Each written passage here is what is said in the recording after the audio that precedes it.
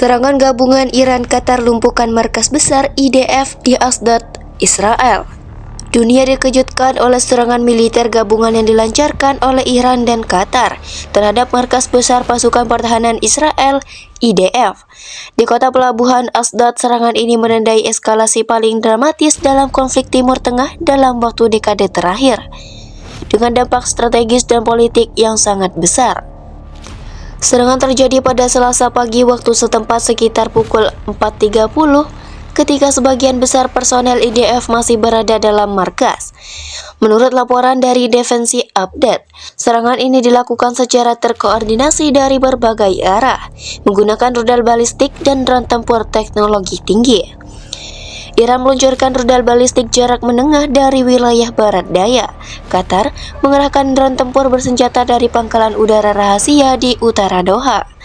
Target utama adalah pusat komando IDF, sistem komunikasi militer, dan bunker logistik di Ashdod.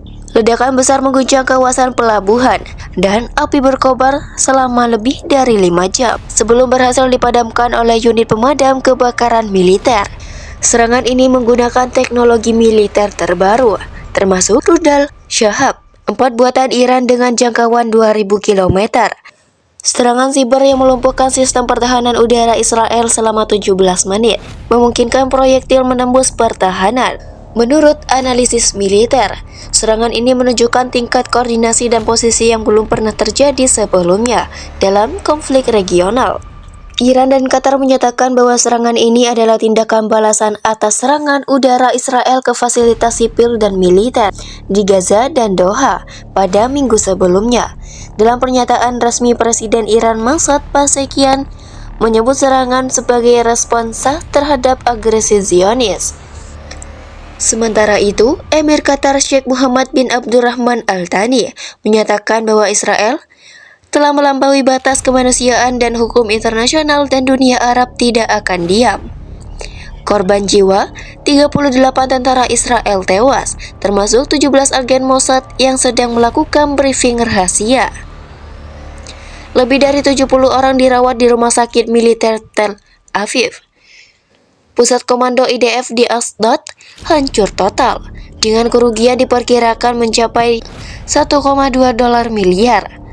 Perdana Menteri Israel Benjamin Netanyahu dilaporkan dalam kondisi kritis setelah terkena serpihan ledakan saat berada di bunker bawah tanah. Amerika Serikat, Presiden Donald Trump menyatakan dukungan penuh terhadap Israel dan mengutuk serangan sebagai aksi teroris negara, menyuruhkan deeskalasi dan menawarkan mediasi diplomatik. PBB mengadakan sidang darurat Dewan Keamanan untuk membahas dampak dan potensi perluasan konflik. Serangan ini mengubah lanskap keamanan di Timur Tengah. Israel kini menghadapi ancaman dari dua negara yang sebelumnya tidak terlibat langsung dalam konflik militer. Upaya normalisasi hubungan antara Israel dan negara-negara Teluk, termasuk Qatar, diperkirakan akan runtuh.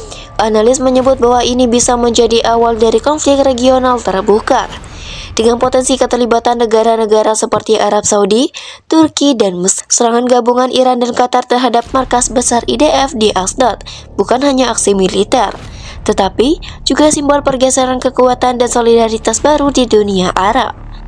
Dunia kini menatap Timur Tengah dengan kecemasan. 15 September 2025, ketegangan geopolitik di Timur Tengah mencapai titik didih setelah serangan gabungan yang dilaporkan dilakukan oleh Iran dan Qatar terhadap fasilitas strategis di kota pelabuhan Ashdod, Israel. Serangan ini menandai eskalasi besar dalam konflik regional yang telah berlangsung selama bertahun-tahun dan memicu respon keras dari pemerintah Israel serta kecaman internasional. Menurut laporan dari kanal pertahanan independen, serangan terjadi pada Selasa pagi waktu setempat. Ashdod, yang dikenal sebagai salah satu pelabuhan utama Israel dan lokasi beberapa instalasi militer penting, menjadi sasaran rudal balistik dan drone tempur yang diyakini berasal dari Iran dan Qatar. Ledakan besar terdengar di sekitar kompleks militer di Ashdod. Kebakaran hebat melanda fasilitas tersebut, dengan asap tebal terlihat dari radius beberapa kilometer. Akses ke lokasi ditutup oleh otoritas Israel dan jumlah korban belum diumumkan secara resmi. Serangan ini dilaporkan menggunakan kombinasi rudal balistik jarak menengah dan drone bersenjata canggih, menunjukkan tingkat koordinasi dan kemampuan militer yang signifikan.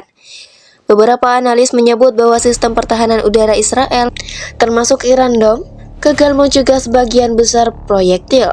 Serangan ini terjadi setelah Israel melancarkan operasi militer ke 6 negara dalam waktu 72 jam. Termasuk serangan udara ke Doha, Qatar, yang menewaskan beberapa tokoh Hamas dan wakil sipil. Iran dan Qatar menyebut tindakan Israel sebagai teror pengecut dan pelanggaran hukum internasional. Presiden Iran Masoud Pezeshkian menyerukan negara-negara muslim untuk memutuskan hubungan diplomatik dengan Israel dan menyatakan bahwa serangan balasan adalah bentuk solidaritas terhadap rakyat Palestina.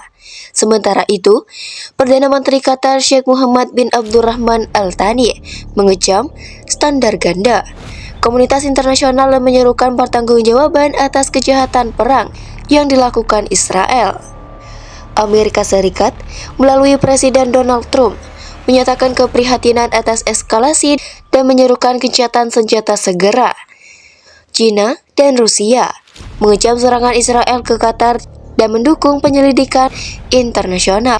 PBB mengadakan sidang darurat untuk membahas krisis yang berpotensi meluas ke seluruh kawasan Timur Tengah. Serangan ini memperburuk prospek perdamaian di kawasan. Upaya normalisasi hubungan antara Israel dan negara-negara Teluk yang sempat berkembang sejak 2020 kini terancam runtuh. Rancangan resolusi yang dibahas dalam KTT Teluk di Doha menyebut tindakan Israel sebagai ancaman terhadap stabilitas regional dan konsistensi antar negara. Serangan Qatar dan Iran ke Asdod bukan hanya aksi militer, tetapi juga simbol pergeseran besar dalam dinamika kekuatan di Timur Tengah. Dengan meningkatkan ketegangan dan keterlibatan langsung negara-negara besar, dunia kini menatap kawasan ini dengan kekhawatiran mendalam. Apakah ini awal dari konflik regional yang lebih luas, atau tekanan global akan mampu meredakan api perang?